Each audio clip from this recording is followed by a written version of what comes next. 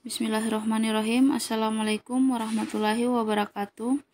Perkenalkan, nama saya Wilda Handayani dengan NIM N1D1191116.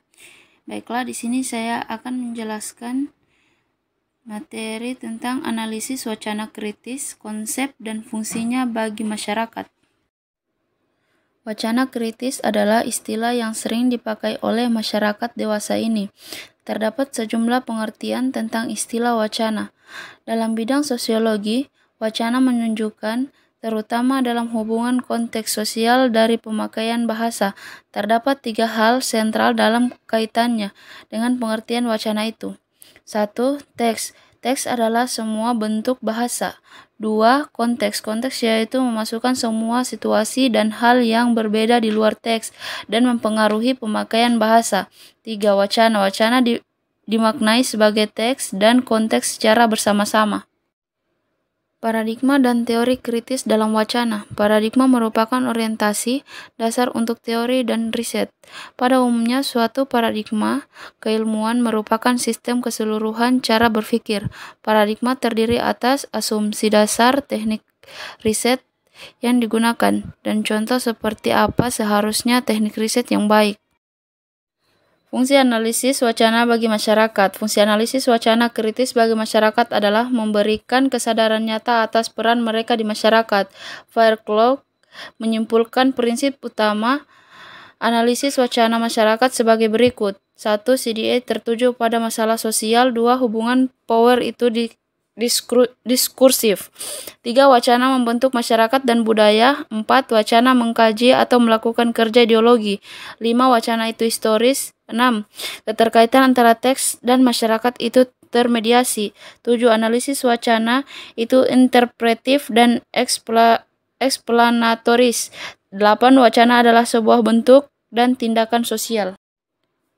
Kerangka konseptual dan teoritis. Oleh karena itu, banyak jenis CDA. Hal itu menjadikan CDA sangat beragam secara teoritis dan analisis. Analisis konversasi, percakapan kritis sangat berbeda analisis berita atau belajar mengajar, tetapi sebenarnya ada perspektif dan tujuan CDA yang sama, yaitu tentang struktur wacana yang berkaitan dengan produksi dominasi sosial, apakah itu berbentuk konversasi atau berita atau genre dan konteks lainnya.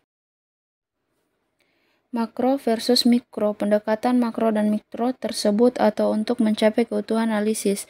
Dalam mencapai keutuhan analisis kritis ada 3 hal yang sangat penting untuk dianalisis, yaitu members group, penggunaan bahasa yang menggunakan wacana, action, proses, tindakan sosial seorang individu menjadi bagian konstituen, konteks sosial, struktur, situasi, interaksi, diskursif. Power sebagai kontrol. Kekuasaan sosial dapat didefinisikan dengan istilah kontrol. Kekuasaan digunakan untuk mengontrol tindakan dan pikiran anggota kelompok tersebut, sehingga ini juga membutuhkan power base dalam membentuk seperti uang, purchase, status, popularitas, pengetahuan, informasi, dan budaya. Power dibedakan berdasarkan pada sumber daya yang menggunakannya, seperti orang kaya selalu memiliki power karena uangnya yang banyak.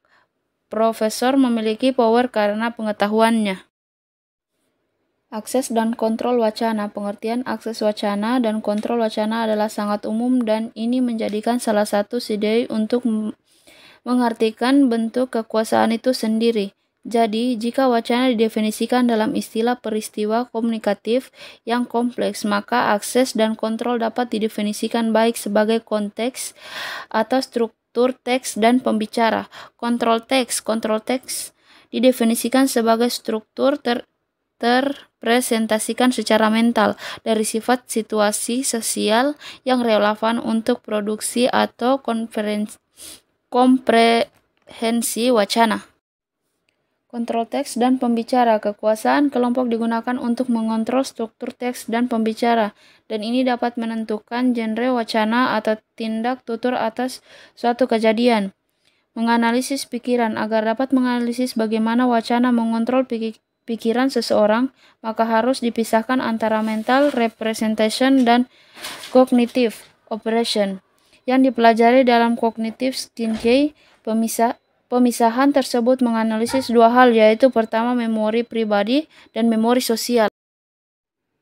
Strategi wacana dalam mengontrol pikiran. Wacana dalam mengontrol pikiran seseorang dilakukan melalui struktur teks dan pembicaraan serta bersifat konseptual. Ini dikarenakan bahwa orang tidak hanya memahami dan mempresentasikan teks dan pembicaraan saja. Struktur wacana mempengaruhi mental representation dan dapat dilihat pada dua level, yaitu global dan lokal. Kompilasi. Ternyata struktur wacana tidak dapat sepenuhnya mengaruhi formasi dan merubah model mental dan representasi sosial. Inilah yang disebut kompilasi. Jadi yang menghubungkan wacana dan masyarakat itu ialah kognisi, dan ini memiliki tingkat kompleksitas yang tinggi.